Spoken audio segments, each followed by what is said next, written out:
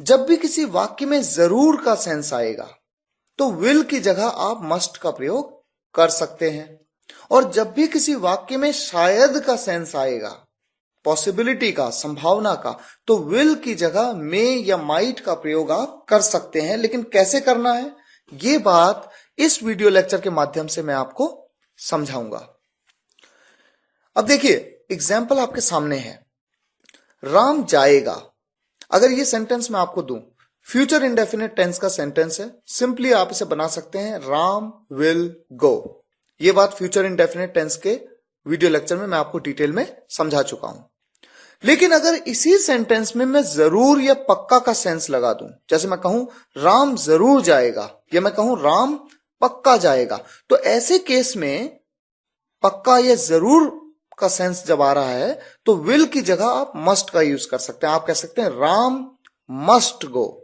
और मस्ट के बारे में आपने एक सेपरेट वीडियो लेक्चर में, मोडाल्स में ही आपने पढ़ा था कि मस्ट का प्रयोग चाहिए के सेंस के लिए किया जाता है, जरूर चाहिए। यह बात बिल्कुल सही है, लेकिन साथ ही साथ मस्ट का प्रयोग जरूर के साथ गागेगी वाले वाक्यों में भी किया जाता है।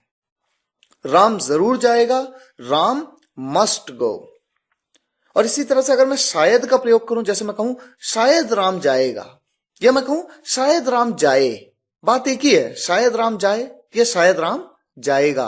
तो यहां पर गागेगी वाला सेंटेंस है, आप सोचेंगे विल का प्रयोग करना है, बात ठीक है, लेकिन चूंकि शायद का भी यूज हो रहा है, एक पॉसिबिलिटी की बात हो रही है, तो आप क्या करिए, विल की जगह मे या माइट का प्रयोग आप कर लीजिए और सेंटेंस आपका बन जाएगा। राम मे गो, या आप कह सकते हैं राम माइट गो।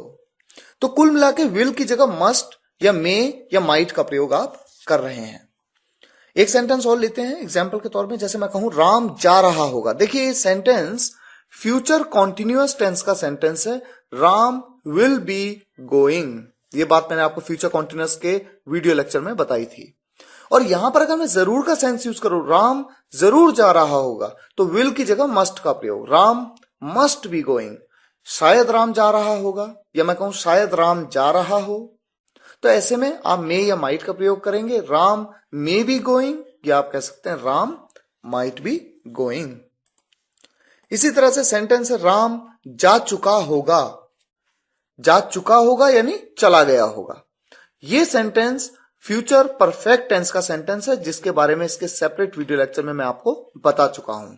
कैसे बनाएंगे आप, यहां पर हेल्पिंग वर्ब होती है will have, Ram will have gone.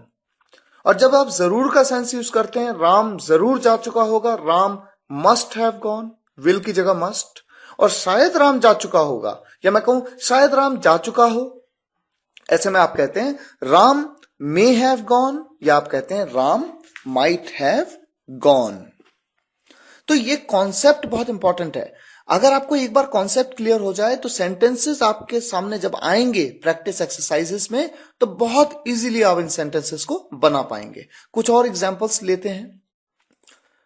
बारिश पक्का होगी, यहां पर देखिए पक्का का सेंस आया। तो अगर मैं कहता बारिश होगी तो मैं कहता इट विल रेन, लेकिन जब मैं कहता हूं पक्का होगी तो विल की जगह मस्ट का प्रयोग, इट मस्ट रेन। बारिश पक्का हो रही होगी, इट मस्ट बी रेनिंग। शायद बारिश हो रही होगी, या मैं कहूं शायद बारिश हो रही हो, इट मे बी रेनिंग, या मैं कह सकता हूं इट माइट बी रेनिंग। इसी तरह से देखिए, जिस तरह से बारिश होना को रेन कहते हैं, उसी तरह से ओले पड़ना को हेल कहते हैं। ये दोनों क्रियाएं हैं, और इन दोनों ही केस में इट का प्रयोग सब्जेक्ट की तरह किया जाता है। ये बात एक सेपरेट वीडियो लेक्चर में मैं आपको बता चुका हूं।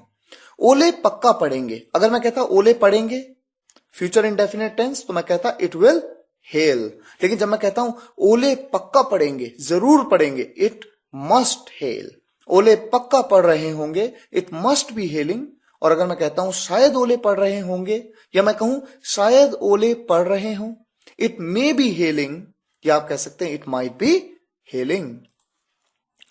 अमन पक्का खेलेगा, अगर मैं कहता अमन खेलेगा तो मैं कहता अमन विल प्ले, लेकिन मैं कह रहा हूं अमन पक्का खेलेगा, जरूर खेलेगा, तो विल की जगह मस्ट का प्रयोग, अमन मस्ट प्ले। वो ऑफिस जरूर आएगी, she must come to office. शायद पापा घर आ रहे होंगे, पापा मे बी कमिंग होम, या मे बी, या मैं कह सकता हूं पापा might be coming home.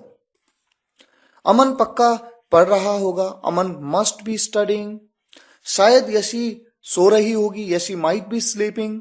Ayansh जरूर सोचेगा, अयांश मस्ट थिंक।